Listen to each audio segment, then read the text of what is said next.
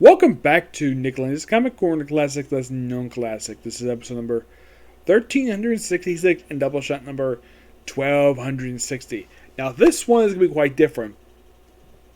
Excuse me. Because I've been doing a lot of Marvel recently and a little bit of DC. But this one, it's not just going to be Marvel. It's actually an IDW trade here. Yes. It's been a while since I did an IDW trade, but this was actually one I owned. I actually bought it recently. This is Star Trek Deep Space Nine. Too Long of a Sacrifice. Yes, this is written by David and Scott Tipton, artwork by George Scott. Now, the title, Too Long of a Sacrifice, that is actually fitting for this miniseries. In case you're curious, though, how long this miniseries, I think it's about four issues. Yeah, it's really short. And just by sheer coincidence, this particular series came out just after the last... That's better, I have to get a drink.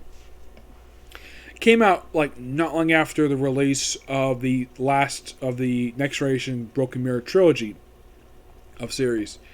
And this is the first one that pretty much in a way, well, came after that. And of course, since then they released also a Voyager book. Yes, a book for Star Trek Voyager. Which, by the way, has got better writing than the actual show itself. Though it's not done by the Tiptons per se. No, that's done by somebody else. That might be reviewed later video. Yeah, and this is also by far the first Star Trek Deep Space Nine graphic novel I've actually reviewed. Yes, I've never reviewed any comics from Deep Space Nine. I think I may review like some of the novels per se, but the comics, no, this is the first.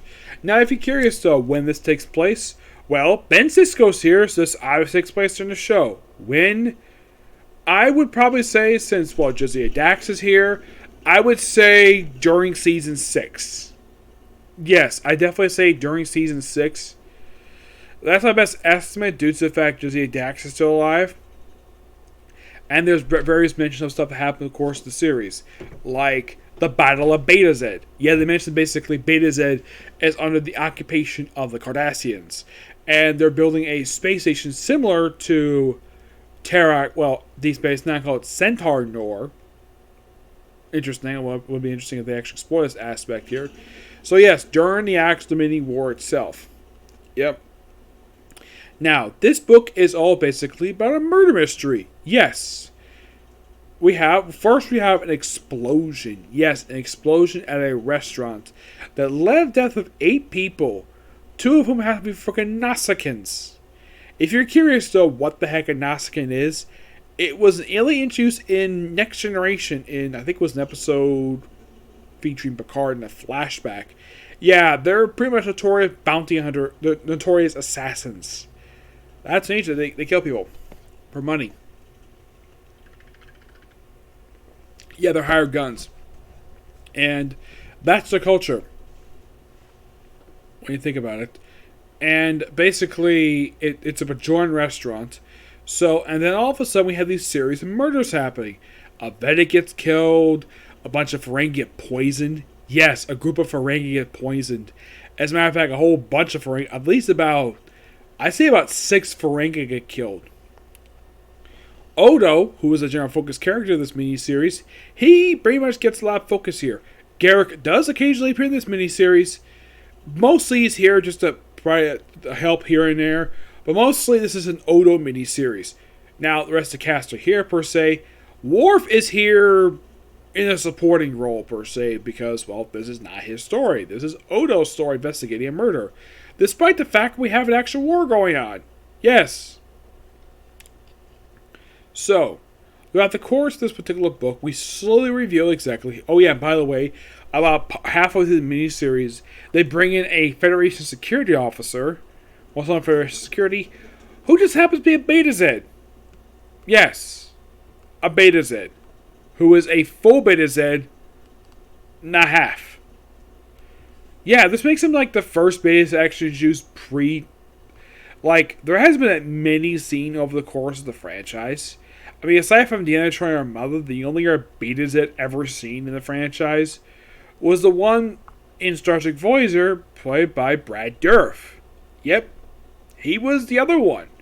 Yeah, this was the only other one they introduced over the course of the Star Trek franchise.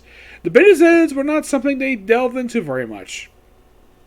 No, despite being a group of telepaths, they never really developed their thing at all. As a matter of fact, if you think about it, Beta Z itself only appeared in one episode of Star Trek Next Generation, and this was toward the end of Season 3. And despite the fact this planet is mentioned many times over the course of Next Generation and occasionally Deep Space Nine, never appeared in Deep Space Nine. Matter of fact, the battle that basically, when they took Beta Z, well, they mentioned Beta Z fell, though I don't mention the Romulans are here just yet, per se. Because it was not long after the fall of Beta Z that Cisco decided to involve the Romulans in the war. So, this is presumably, like, I would probably say either during the events of In the Pale Moonlight. I would probably say that's probably the best place I can put this one, this whole investigation, is basically where it takes place. Now, who was the one who killed all these people? It's the restaurant head. Yeah, the restaurant owner was responsible for this one. Why? Because these Ferengi, and by the way, there was actually several Bajorans killed. Yeah, the first Bajoran killed was actually a member of the Bajoran Health Commission. Yes, you might think that's not interesting, but yeah, he was a very important person. He was also a collaborator. Yes, and it's real. She killed these people because they did nothing over the death of her brother, who got killed by a Cardassian. By the way, does she go after the By the way, she never kills any Cardassians here. She kills a couple Bajorans and several Ferengi because they did nothing, and they basically made money off the fact that he died. Yep, and she was basically confined. Though you could easily have a psychiatrist. Well, wait, they don't have Ezra Dax here, so they can't exactly have her examine her. Because this is during Season 6, and because they don't mention the Romulans being involved yet.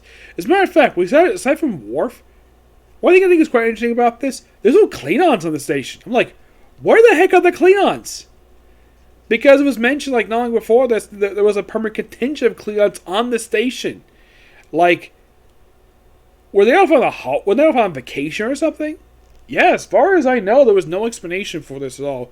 That or could due to the fact that it seems like they kind of forgot the fact there was supposed to be a contingent of Klingon soldiers on board the station, but I digress. But this is a great miniseries.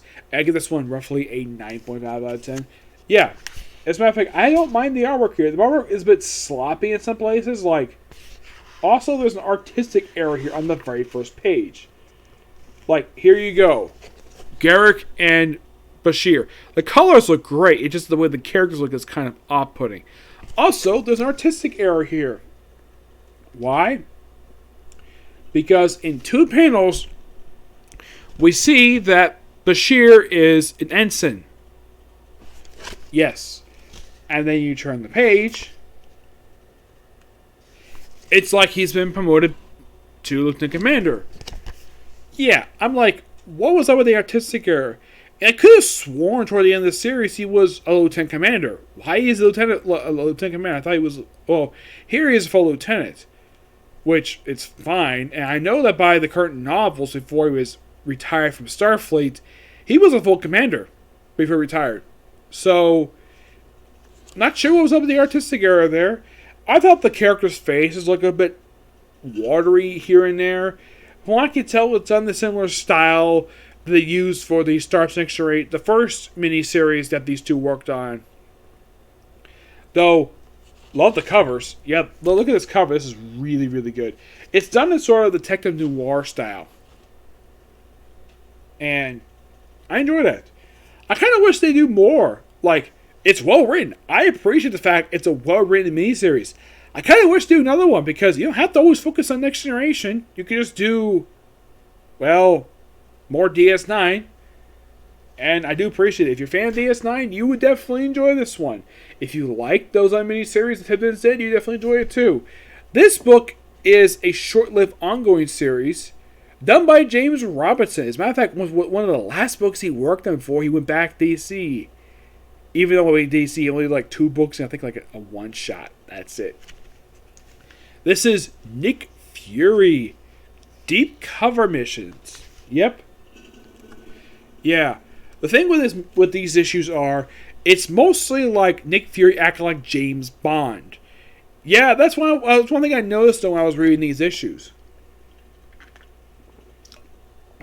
When these came out, roughly, get this, 6 years ago. Yep. And for some reason, Marvel decided not to continue with the series after Robinson left. Yeah, I thought that was kind of weird. As far as I know, I've never heard Robinson say why he left Marvel for after like 3 years. Maybe he got fed up with the fact they kept canceling his titles. Or he couldn't stand some of the politics going at Marvel at that point. Yeah. Though, interesting thing about this miniseries. You might notice this. Now, Nick Fury Jr., this is the start of the series, Nick Fury Jr., the son of Nick Fury.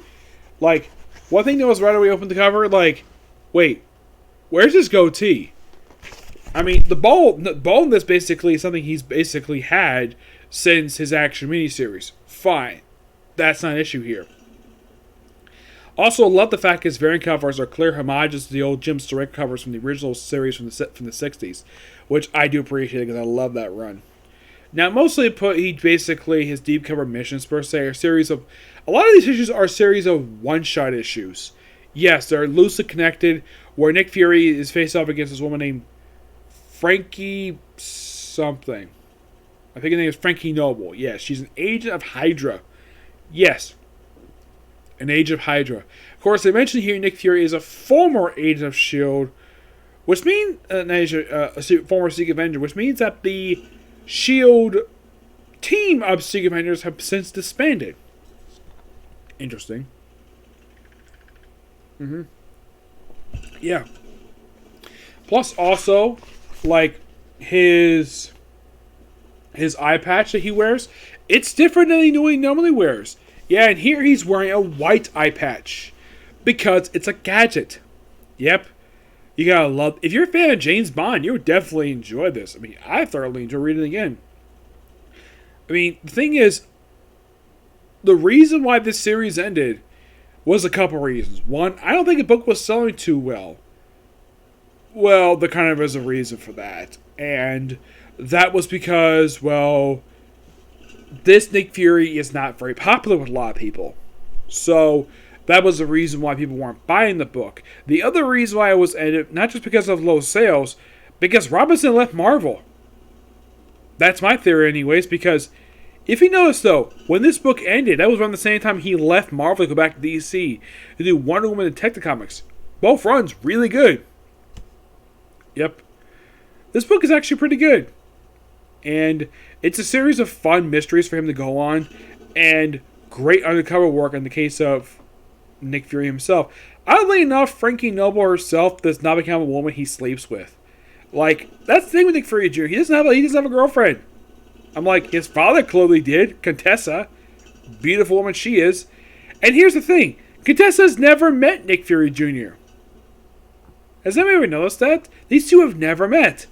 I'm like, hey, like, you must be Contessa, the woman who basically was my father's lover. She's like, yeah? You're Nick Fury's son? Yep. I'm his son. She's like, you'd be like, what? You're his son? That can't be possible. His son's dead.